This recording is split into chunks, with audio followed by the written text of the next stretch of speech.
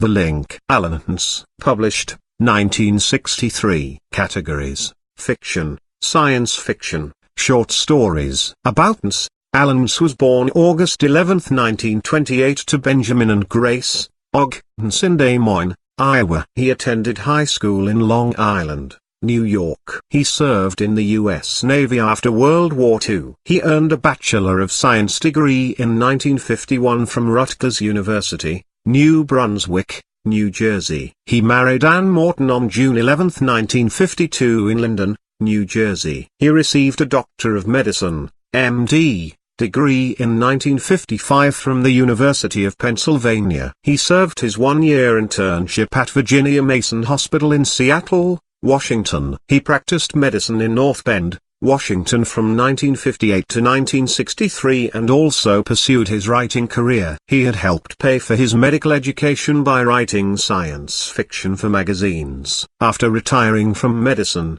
he continued writing. His regular column in Good Housekeeping magazine earned him the nickname Family Doctor. He was a friend of fellow author Avery Davidson. Robert A. Heinlein dedicated his 1964 novel Farnham's Freeholders. His novel The Blade Runner lent its name to the Blade Runner movie, but no other aspects of its plot or characters, which were taken from Philip K. Dick's Do Androids Dream of Electric Sheep. In the late 1970s an attempt to adapt The Blade Runner for the screen was made, with Beat Generation author William S. Burroughs commissioned to write a story treatment. No film was ever developed, but the story treatment was later published as the novel, Blade Runner, a movie. His pen names included Al Edwards and Dr. X. He died on July 19, 1992 in Thorpe, Washington. Some confusion arose among science fiction readers who knew that Andre Norton used the pen name Andrew North at about the same time. They mistakenly assumed Allen's to be another Norton pen name. Source: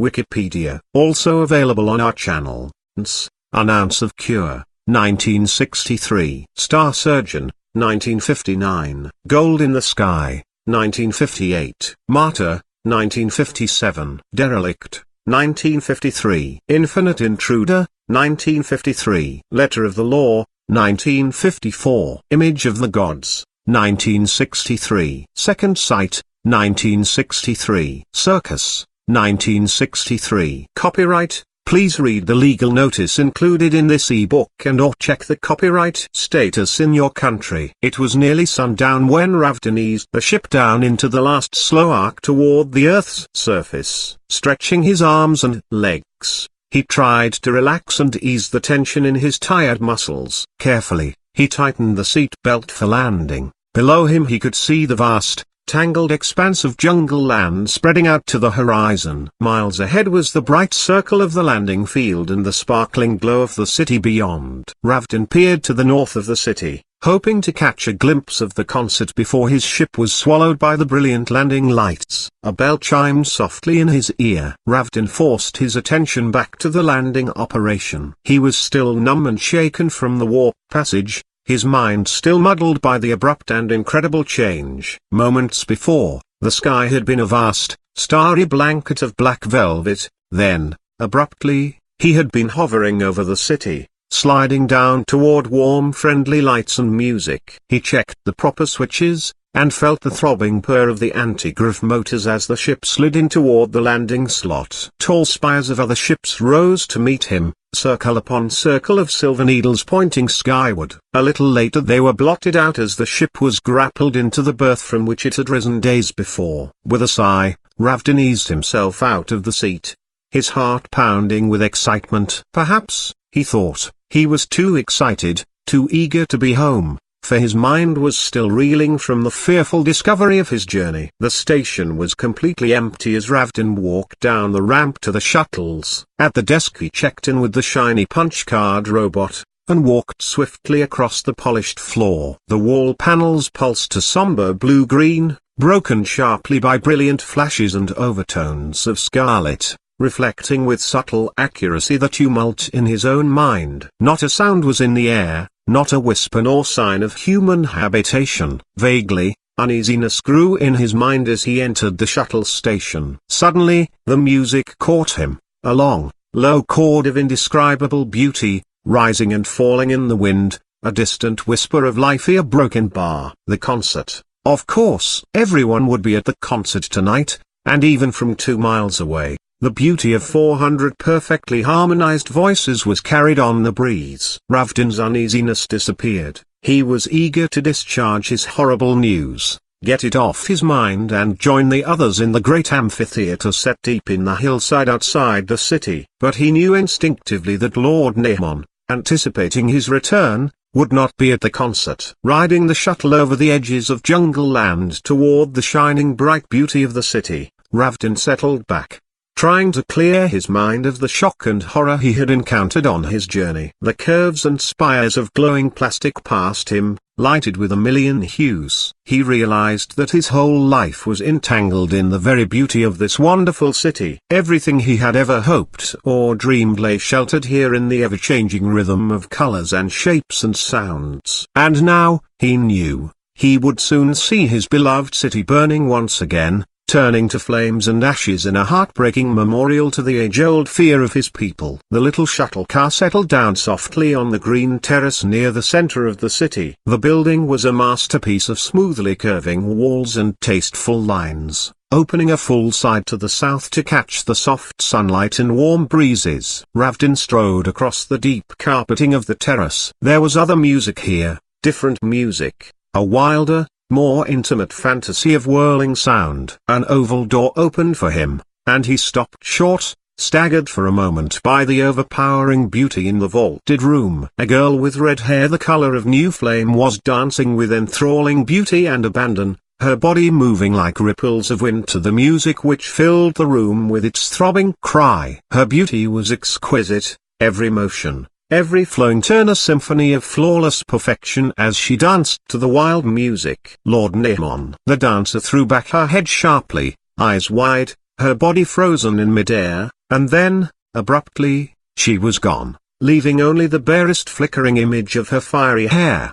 The music slowed, singing softly, and Ravdan could see the old man waiting in the room. Nehemon rose, his gaunt face and graying hair belying the youthful movement of his body. Smiling, he came forward, clapped Ravdan on the shoulder, and took his hand warmly. "You're too late for the concerto. It's a shame. Miss Channa is the master tonight, and the whole city is there." Ravdan's throat tightened as he tried to smile. "I had to let you know," he said. "They're coming, Nehemon. I saw them, hours ago." The last overtones of the music broke abruptly, like a glass shattered on stone. The room was deathly still. Lord Nehemon searched the young man's face. Then he turned away, not quite concealing the sadness and pain in his eyes. "You're certain? You couldn't be mistaken?" "No chance. I found signs of their passing in a dozen places. Then I saw them, their whole fleet. There were hundreds. They're coming. I saw them." "Did they see you?" Nehemon's voice was sharp. "No, number. The warp is a wonderful thing. With it I could come and go in the twinkling of an eye. But I could see them in the twinkling of an eye. And it couldn't have been anyone else.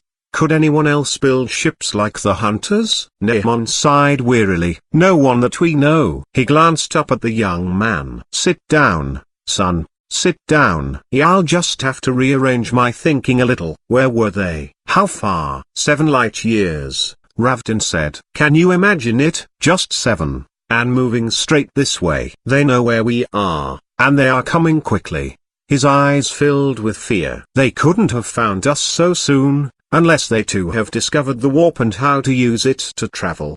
The older man's breath cut off sharply, and there was real alarm in his eyes. "You're right," he said softly. 6 months ago it was 800 light years away, in an area completely remote from us. Now just 7. In 6 months they have come so close.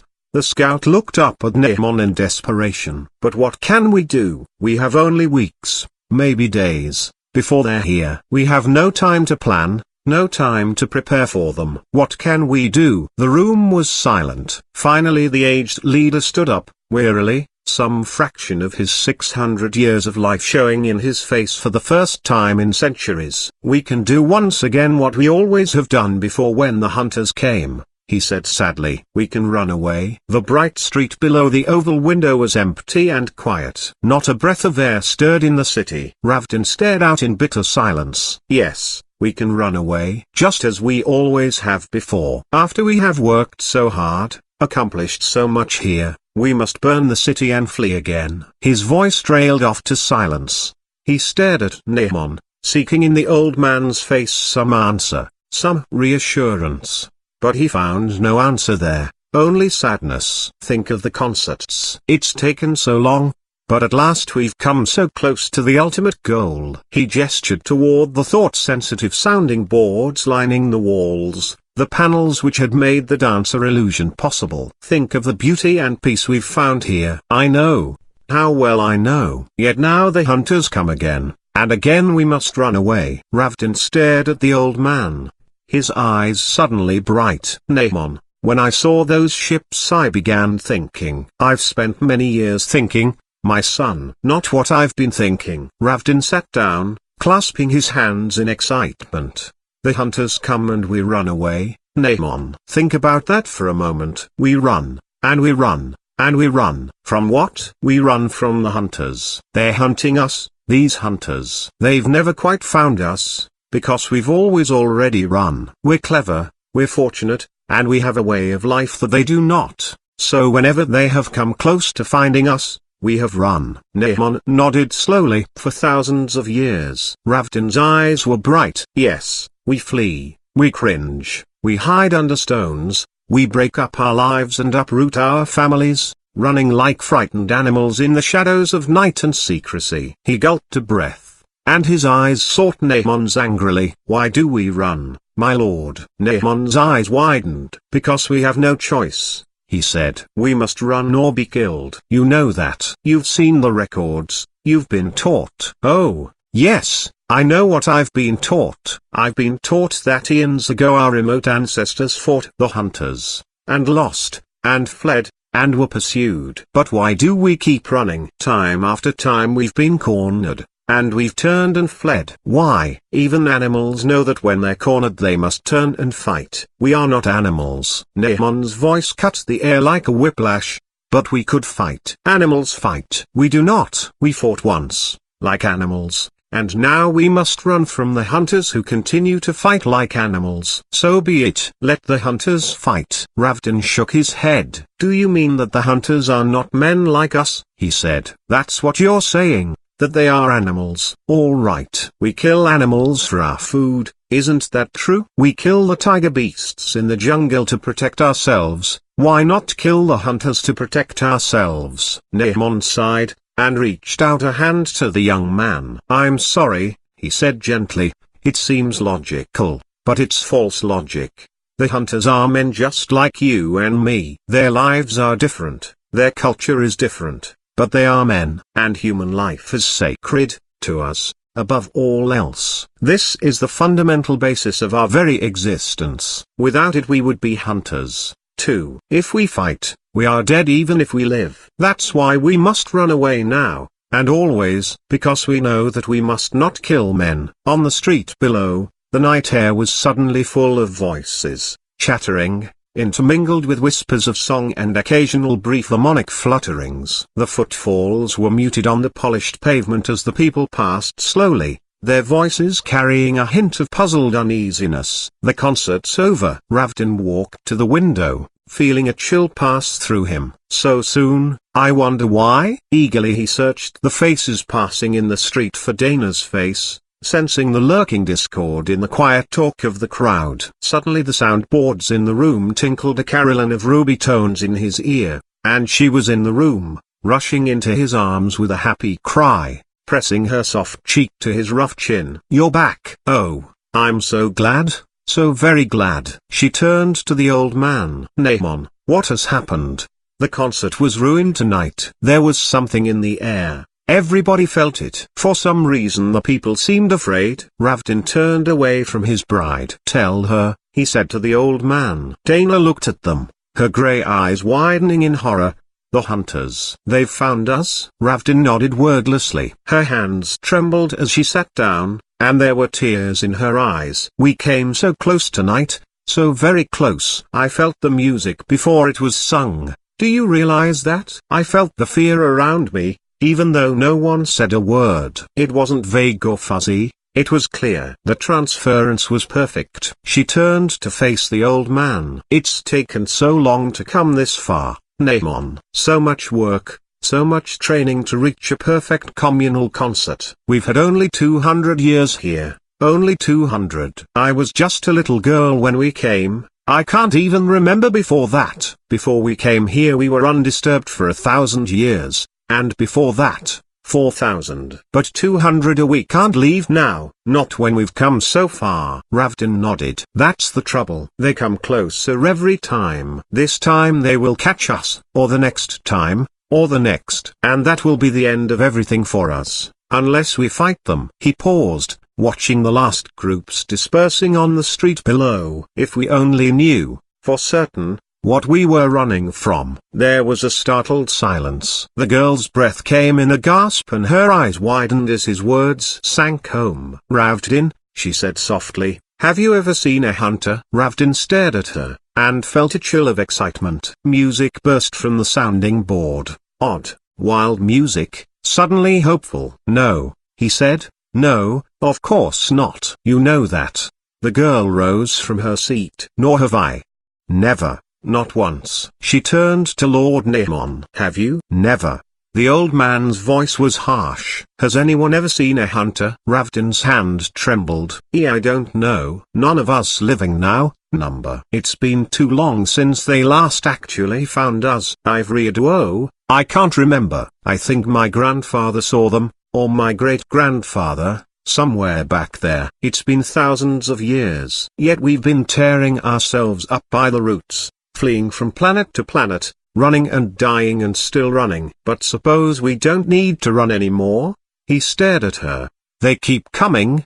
They keep searching for us. What more proof do you need? Dana's face glowed with excitement, alive with new vitality, new hope.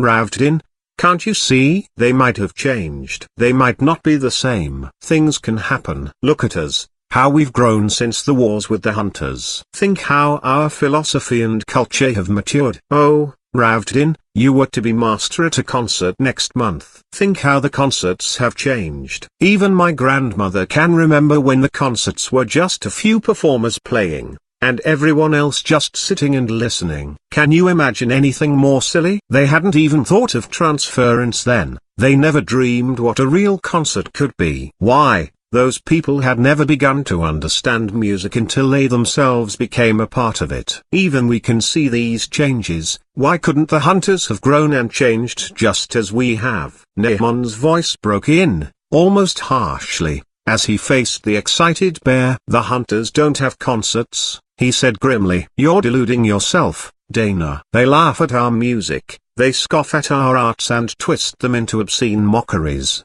They have no concept of beauty in their language. The hunters are incapable of change, and you can be certain of that when nobody has seen them for thousands of years. Naaman met her steady eyes. Read the strength and determination there. He knew, despairingly, what she was thinking of, that he was old, that he couldn't understand, that his mind was channeled now beyond the approach of wisdom. You mustn't think what you're thinking, he said weakly. You'd be blind. You wouldn't know, you couldn't have any idea what you would find. If you tried to contact them, you could be lost completely, tortured, killed. If they haven't changed, you wouldn't stand a chance. You'd never come back, Dana.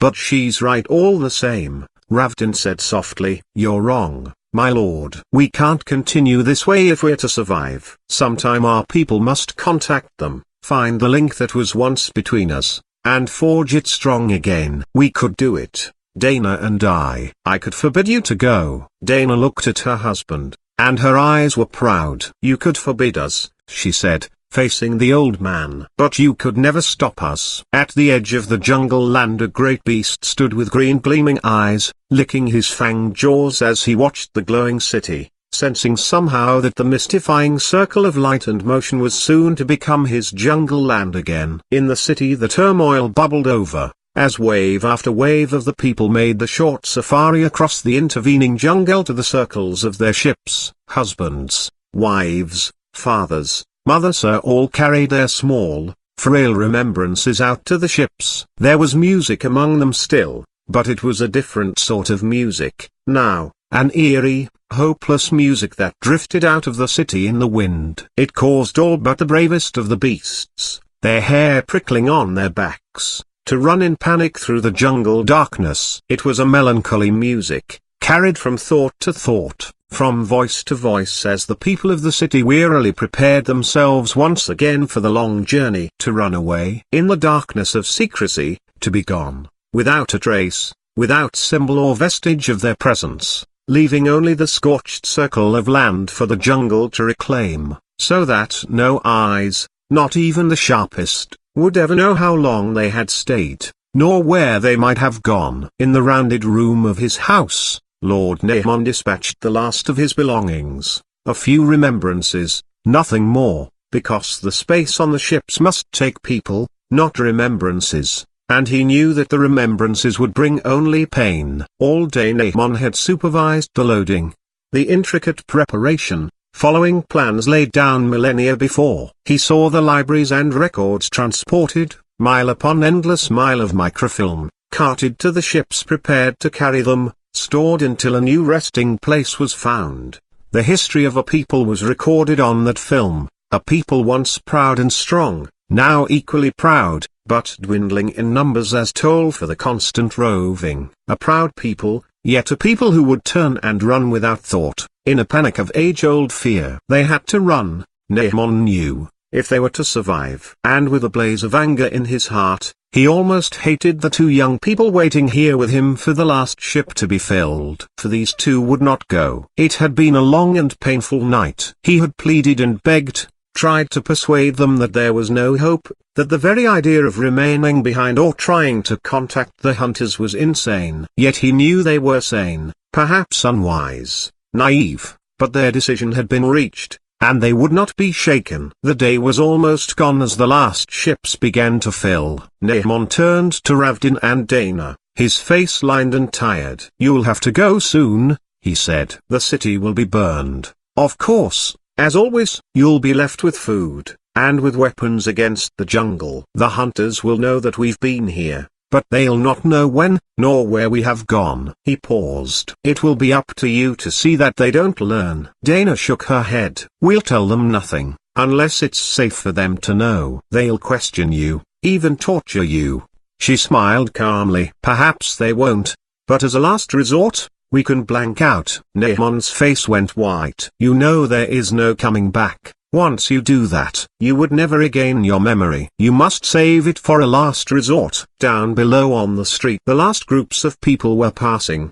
The last sweet, eerie tones of the concert were rising in the gathering twilight. Soon the last families would have taken their refuge in the ships, waiting for Nahon to trigger the fire bombs to ignite the beautiful city after the ships started on their voyage. The concerts were over. There would be long years of aimless wandering before another home could be found, another planet safe from the hunters and their ships. Even then it would be more years before the concerts could again rise from their hearts and throats and minds, generations before they could begin work again toward the climactic expression of their heritage. Ravdin felt the desolation in the people's minds, saw the utter hopelessness in the old man's face, and suddenly felt the pressure of despair. It was such a slender hope, so frail and so dangerous. He knew of the terrible fight, the war of his people against the hunters. So many thousand years before they had risen together, a common people, their home a single planet. And then, the gradual splitting of the nations, his own people living in peace, seeking the growth and beauty of the arts, despising the bitterness and barrenness of hatred and king and the hunters, under an iron heel of militarism, of government for the perpetuation of government, split farther and farther from them. It was an ever-widening split as the hunters sneered and ridiculed, and then grew to hate Ravdin's people for all the things the hunters were losing: peace, love, happiness. Ravdin knew of his people's slowly dawning awareness of the sanctity of life, shattered abruptly by the horrible wars, and then the centuries of fear and flight, hiding from the wrath of the hunters' vengeance.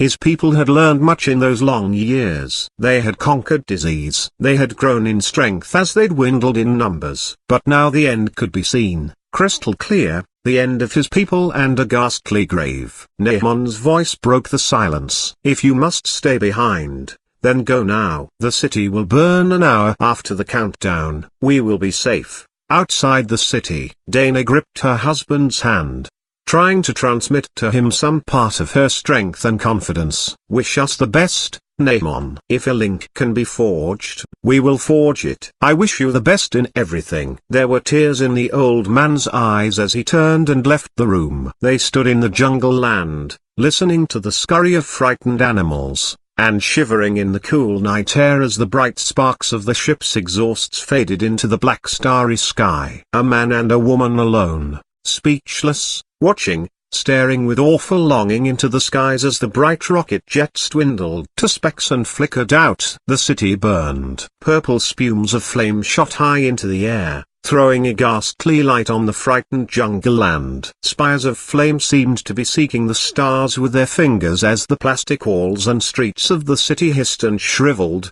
blackening, bubbling into a vanishing memory before their eyes. The flames shot high, carrying with them the last remnants of the city which had stood proud and tall an hour before. Then a silence fell, deathly, like the lifeless silence of a grave. Out of the silence, little whispering sounds of the jungle land crept to their ears, first frightened, then curious, then bolder and bolder as the wisps of grass and little animals ventured out and out toward the clearing where the city had stood. Bit by bit the jungle land gathered courage, and the clearing slowly, silently, began to disappear. Days later new sparks of light appeared in the black sky.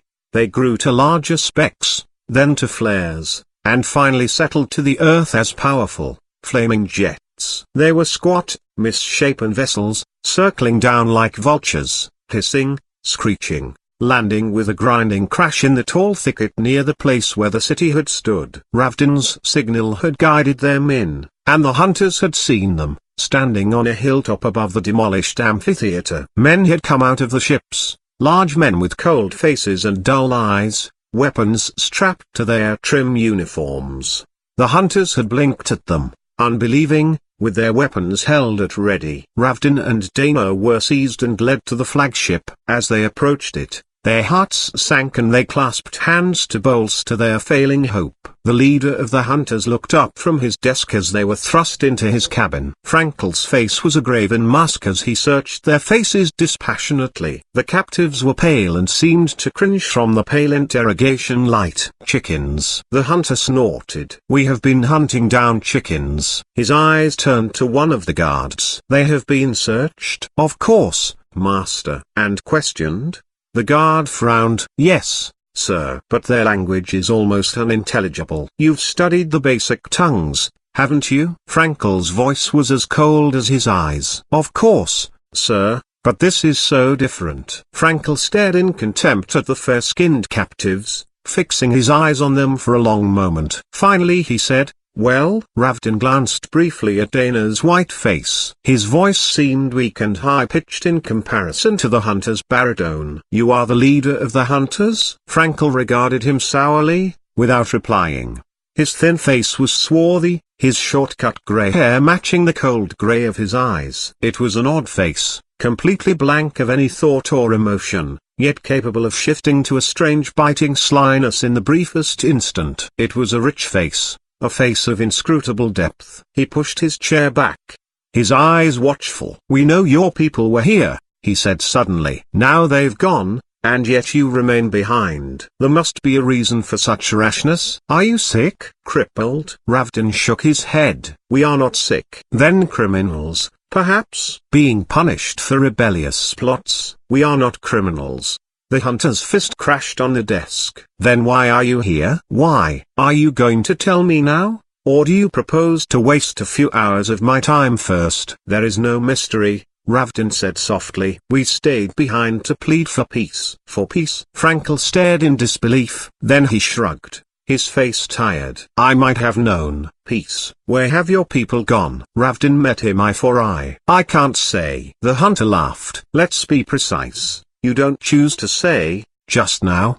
But perhaps very soon you will wish with all your heart to tell me. Dana's voice was sharp. We're telling you the truth. We want peace, nothing more. This constant hunting and running is senseless, exhausting to both of us. We want to make peace with you, to bring our people together again. Frankel snorted. You came to us in war, once, long ago. Now you want peace. What would you do? Clasp us to your bosom? Smother us in your idiotic music? Or have you gone on to greater things? Ravdin's face flushed hotly. Much greater things, he snapped. Frankel sat down slowly. No doubt, he said. Now understand me clearly. Very soon you will be killed. How quickly or slowly you die will depend largely upon the civility of your tongues. A civil tongue answers questions with the right answers. That is my definition of a civil tongue. He sat back coldly. Now, shall we commence asking questions? Dana stepped forward suddenly, her cheeks flushed. We don't have the words to express ourselves,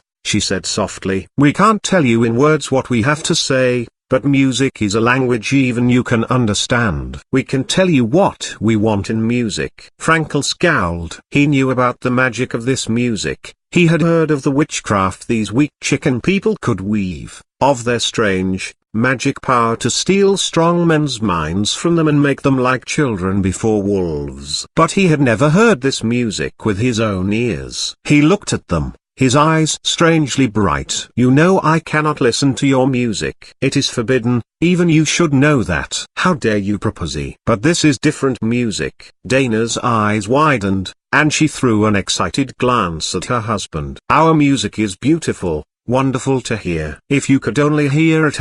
Never.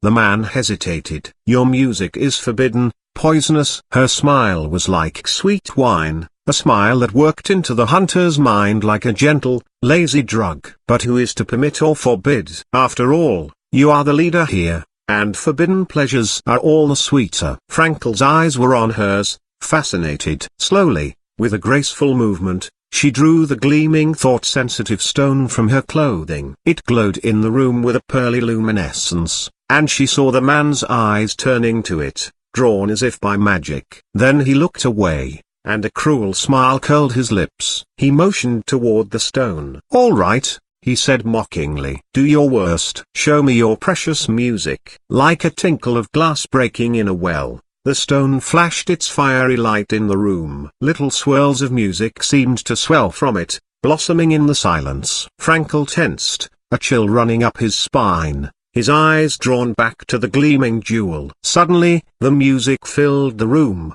rising sweetly like an overpowering wave, filling his mind with strange and wonderful images. The stone shimmered and changed, taking the form of dancing clouds of light, swirling with the music as it rose. Frankel felt his mind groping toward the music, trying desperately to reach into the heart of it, to become part of it. Ravdin and Dana stood there, trance-alike, staring transfixed at the gleaming center of light, forcing their joined minds to create the crashing, majestic chords as the song lifted from the depths of oblivion to the heights of glory in the old, old song of their people. A song of majesty, and strength, and dignity. A song of love, of aspiration, a song of achievement. A song of peoples driven by ancient fears across the aeons of space, seeking only peace, even peace with those who drove them. Frankel heard the music, and could not comprehend, for his mind could not grasp the meaning, the true overtones of those glorious chords, but he felt the strangeness in the pangs of fear which groped through his mind, cringing from the wonderful strains, dazzled by the dancing light. He stared wide-eyed and trembling at the couple across the room, and for an instant it seemed that he was stripped naked. For a fleeting moment the authority was gone from his face, gone too was the cruelty, the avarice, the sardonic mockery. For the briefest moment his cold grey eyes grew incredibly tender with a sudden ancient, long-forgotten longing, crying at last to be heard. And then, with a scream of rage he was stumbling into the midst of the light, lashing out wildly at the heart of its shimmering brilliance. His huge hand caught the hypnotic stone and swept it into crashing, ear-splitting cacophony against the cold steel bulkhead. He stood rigid, his whole body shaking, eyes blazing with fear and anger and hatred as he turned on Ravden and Dana. His voice was a raging storm of bitterness drowning out the dying strains of the music. "Spies! You thought you could steal my mind away, make me forget my duty and listen to your rotten, poisonous noise. Well, you failed. Do you hear? I didn't hear it, I didn't listen, I didn't. I'll hunt you down as my fathers hunted you down, I'll bring my people their vengeance and glory, and your foul music will be dead." He turned to the guards, wildly, his hands still trembling. "Take them out. Whip them. Burn them. Do anything but find out where their people have gone. Find out music. We'll take the music out of them, once and for all." The Inquisition had been horrible. Their mindset had no concept of such horror, such relentless, racking pain. The blazing lights, the questions screaming in their ears, Frankel's vicious eyes burning in frustration, and their own screams, rising with each question they would not answer until their throats were scorched and they could no longer scream. Finally they reached the limit they could endure, and muttered together the hoarse words that could deliver them. Not words that Frankel could hear, but words to bring deliverance, to blank out their minds like a wet sponge over slate.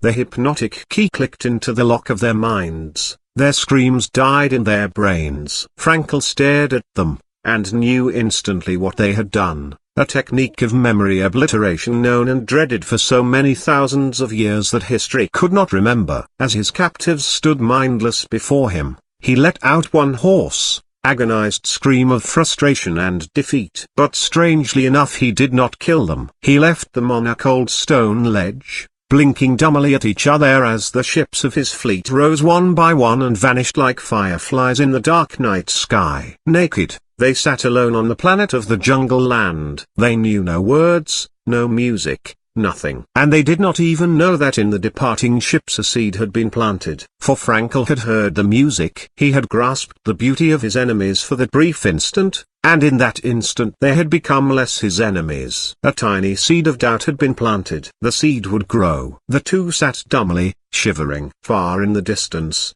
a beast roared against the heavy night, and a light rain began to fall. They sat naked, the rain soaking their skin and hair. Then one of them grunted, and moved into the dry darkness of the cave. Deep within him some instinct spoke, warning him to fear the roar of the animal. Blinking dully, the woman crept into the cave after him. Three thoughts alone filled their empty minds. Not thoughts of Nahman and his people. To them, Nahman had never existed, forgotten as completely as if he had never been. No thoughts of the hunters, either, nor of their unheard-of mercy in leaving them their liveless lives of memoryless oblivion, like animals in this green jungle land, but lives nonetheless. Only three thoughts filled their minds. It was raining. They were hungry. The saber-tooth was prowling tonight. They never knew that the link had been forged. The end. Thank you for listening. Free Audiobooks channel. If you like the audiobook, please do not forget to click like and subscribe buttons.